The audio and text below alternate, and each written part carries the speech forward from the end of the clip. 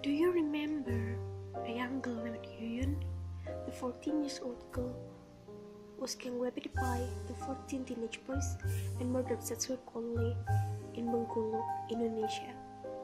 There are a lot of horrifying rape cases in Indonesia, and Yuyun is just a piece of them. Over 93% cases of rape go unreported because the victims are afraid of being blamed.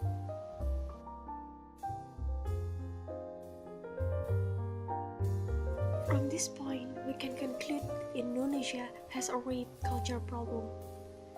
So, what is rape culture?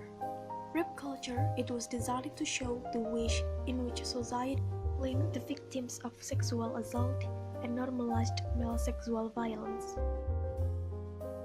So, how Indonesia have a rape culture problem then? Firstly, don't have any sex education.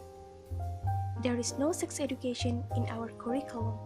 If you said you had it, it wasn't sex education.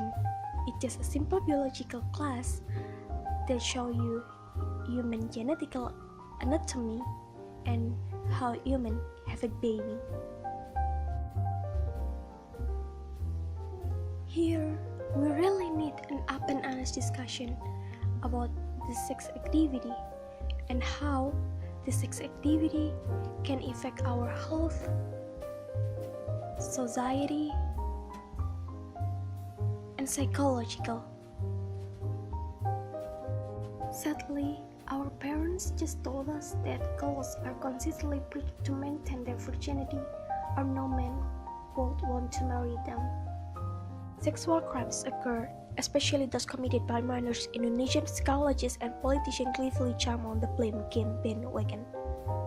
It's either because of pornography, alcohol, too much internet freedom, excessive display of art, and the list goes on.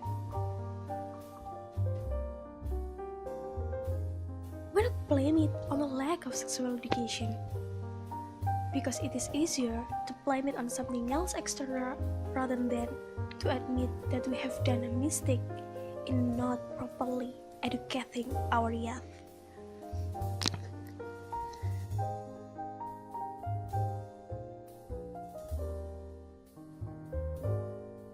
Secondly, rape culture is telling girls and women to be careful about what you wear and how you wear it.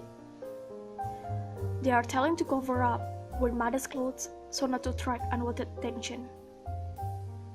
But no one ever told us not to do catcalls. In fact, our people prides on it. Catcalling isn't a compliment, it's psychological intimidation, and it's an exercise of male power, a way of communicating.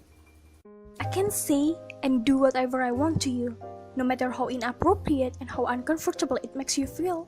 And guess what? You cannot do anything about it.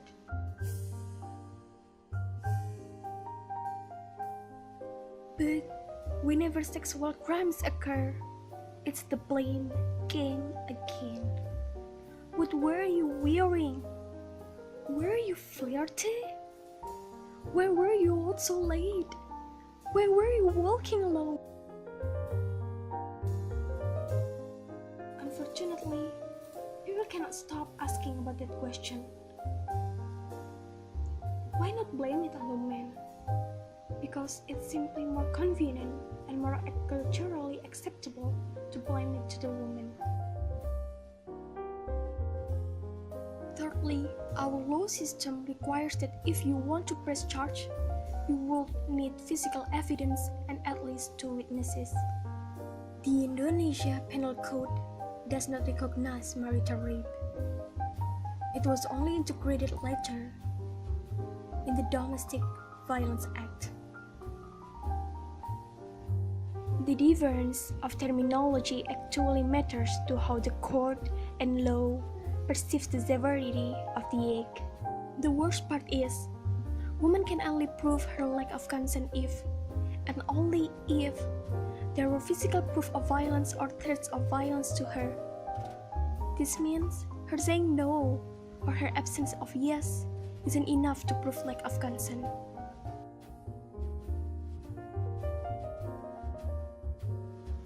Even when these cases do get reported, only a few make it to court. Because the Indonesian law enforcement typically requests the complainant to settle the dispute peacefully first, which is just emotionally tortures